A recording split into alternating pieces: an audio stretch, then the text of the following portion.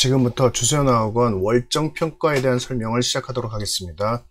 월정평가에 대한 내용을 쭉 진행을 할 건데요. 일단 월정평가란 건 한 달에 한 번씩 월 말에 시험 보는 것을 의미하고요. 대상 코스와 제외 코스가 있어요. UNK, 나이트, 베런, 카운트, 듀크, G-듀크 요 코스들은 월정평가를 보고요. 토익 과정과 탭스 과정만 제외되고 있습니다. 월정평가란 무엇인가?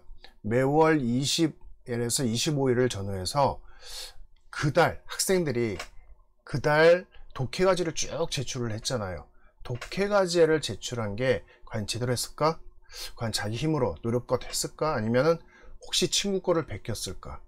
이런 어떤 상황들을 갖다가 유추해 보기 위해서 독해과제 범위에서 시험을 봅니다. 발췌를 해가지고 수업 시간에 간단하게 한 15분, 10분 정도 투자해가지고 시험을 봐요. 근데 무조건 갑자기 이렇게 보는 게 아니라 시험 시작일 2주 전쯤에, 시험 시작일 2주 전에 월정평가에 대한 안내가 문자가 쭉 전달이 됩니다. 안내 문자가.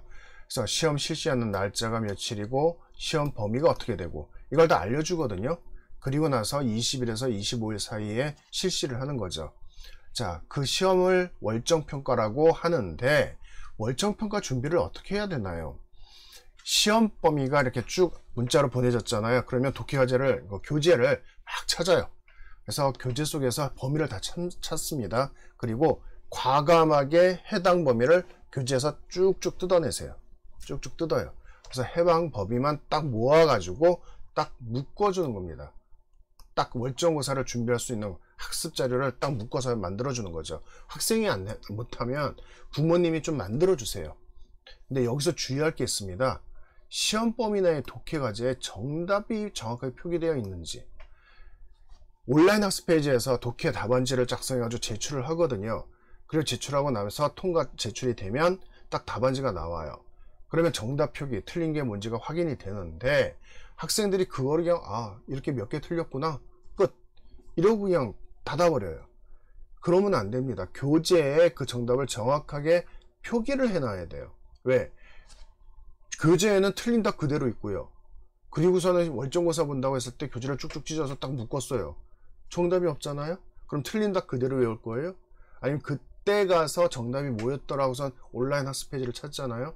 다행히도 온라인 학습 페이지가 닫히지를 않고 남아 있으면은 정답이 확인될 수 있는데 그렇지 않으면 인포에 전화해서 일일이 물어보는 수밖에 없어요. 그리고 또 그때그때 표기해 놓으면 금방 하는데 그걸 일일이 뒤지고 찾고 하면 시간 걸리지 않습니까? 불필요한 시간이.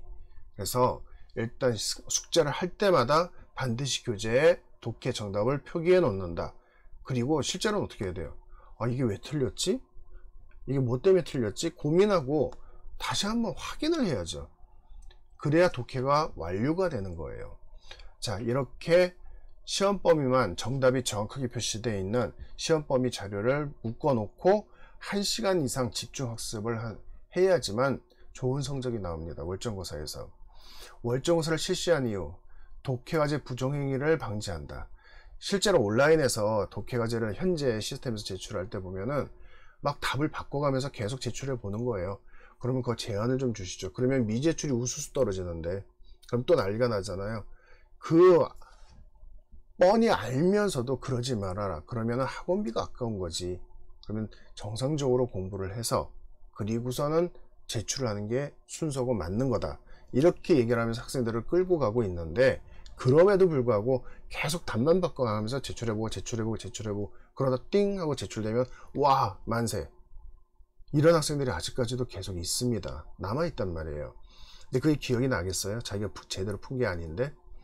그리고 또 하나, 친구가 먼저 풀어가지고 제출을 해버려요. 그리고 그 답을 물어봐요. 그래서 그 답만 베껴가지고선 제출 통과. 이런 학생들 같은 경우는 문제가 심각하기 때문에 한 달에 한 번씩은 체크를 해보는 거예요. 그래서 월정평가를 보면 이 학생이 실제 숙제를 하는 상황과 이 학생이 습득한 독해 상황이 비교가 되거든요. 그거를 비교해 보려고 이 월정고사를 실시하는 겁니다. 같이 보죠. 월정고사 대비 주의사항이 있죠. 방금도 말씀드렸습니다. 교재에 정답이 정확하게 표시되어 있는가, 그리고 평소에 독해과제를 할 때 학생이 고민도 하고 단어도 열심히 찾아서 교재에다 다 표기를 해놓고 그리고서는 끙끙대면서 문제를 풀고 그러다가 제출 통과가 안 되면 또 다시 끙끙거리면서 풀고 이런 과정을 거치면서 독해과제를 하는 학생과 방금 말씀드렸던 답만 자꾸 바꿔가면서 제출하다가 어떻게 우연찮게 제출되는 걸 유행을 바라고 아니면 친구의 정답을 베끼거나 이렇게 하는 학생들이 분명히 섞여 있을 거란 말이에요. 근데 후자, 요행이 제출이 됐거나 친구 거를 베낀 학생들은 자료를 묶어서 부모님이 주시잖아요. 5시간, 6시간 공부해도 성적이 제대로 안 나옵니다. 한 달에 제출된 과제량이 있는데 본인이 끙끙거리면서 공부했던 거면 쭉 훑어보면 돼요. 아, 이때 내가 이걸 틀렸지? 맞아, 이거야. 이러면서 진행되면 실제로 1시간도 채 안 걸립니다. 그런데 이렇게 허술하게 엉터리로 과제를 작성한 학생들 같은 경우는 그 많은 과제를 5시간이라고 다 그걸 훑어보고 또 정답을 갖다 확인해가지고 또 머릿속에 넣고 거의 불가능할 거라고 보시면 돼요. 그래서 학생이 월정고사 공부를 하라고 부모님이 자료까지 만들어주고 잔소리를 하는데도 자꾸 깨피우면서 안 하잖아요. 그 공부하기 싫어서일 수도 있지만 엄두가 안 나서 아예 다른 행동을 하는 것일 수도 있습니다. 그거를 파악해내셔야 돼요. 자, 월정고사를 봤습니다. 월정고사는 200점 만점으로 환산돼서 점수가 적용이 돼요. 200점 만점에 뭐 180점이다, 150점이다, 100점이다 이렇게 적용이 되는데 1차 순수하게 월정평가 점수만으로 평가하는 방법이 있고요. 두 번째요. 월정고사 성적과 당월 독해과제 평가 성적을 비교하는 비교표를 저희가 드려요. 종합성적표에. 그걸 보면서 판단하는 이 두 가지의 평가 방법이 있습니다. 순수하게 점수로만 보면 200점 만점에 최소 180점이 넘었다. 이러면 독해과제 완성도가 이제는 안정화됐다. 뭐 최고다 이게 아니라요. 아, 안정화되기 시작하는구나. 과제도 이 정도 되고 그 다음에 성적 자체도 이 정도가 나오니까 근데 180점이 안 되는데 170점은 넘었다. 그럼 보통이라고 얘기해요. 저희는 월정평가가 170점대면 독해과제 완성도가 보통 정도 70점이 안 되고 50점은 넘고 70점조차 안 되잖아요. 아, 이 학생은 좀 불안한데 확실히 불안한데 이렇게 보는 거고요. 150점이 안 되잖아요. 불량이라고 봅니다. 아, 이거는 뭔가 잘못됐다. 이 월정평가에서 150점이 안 나오면 문제가 있다. 분명히 이 문제점을 부모님은 알고 계실까? 이런 어떤 상황이 벌어져 있다고 보시면 되고요. 지금 이 뒤에 보는 게 뭐냐면은 종합성적표에 제공되고 있는 월정평가 점수와 여기 지금 나와 있죠. 월정평가 점수와 독해과제 평가 점수 이 두 개 비교표입니다. 이 학생은 지금 190점을 받았네요. 200점 만점에 잘 나왔잖아요. 독해과제 평가 점수를 볼까요? 그달 이 학생이 독해과제를 제출한 평균 점수가 184점으로 환산됐어요. 200점 만점에. 근데 월정평가를 했더니 190점이에요. 더 잘 나왔죠? 이게 정상이에요. 비슷하거나 높게 나와야 됩니다. 월정평가가 독해과제 평가 점수보다. 당연히 했던 거를 한 번 더 복습해서 시험을 봤는데 거의 다 맞아야 되는 게 맞죠. 자기가 정말 끙끙대면서 고민하면서 독해를 했다면 이게 정상이고요. 반대로 월정평가가 150점, 130점 막 이렇게 나왔어요. 독해과제 성적은 좋은데 이거는 부정행위가 들어갔다. 이렇게 판단하라는 얘기죠. 여기 지금 써 있잖아요. 30점 이상 차이가 나게 되면 뭔가 문제가 있다. 부정한 행위가 의심될 수 있다. 학생과 얘기를 해봐야 된다. 이런 어떤 멘트가 여기 이미 들어가 있습니다.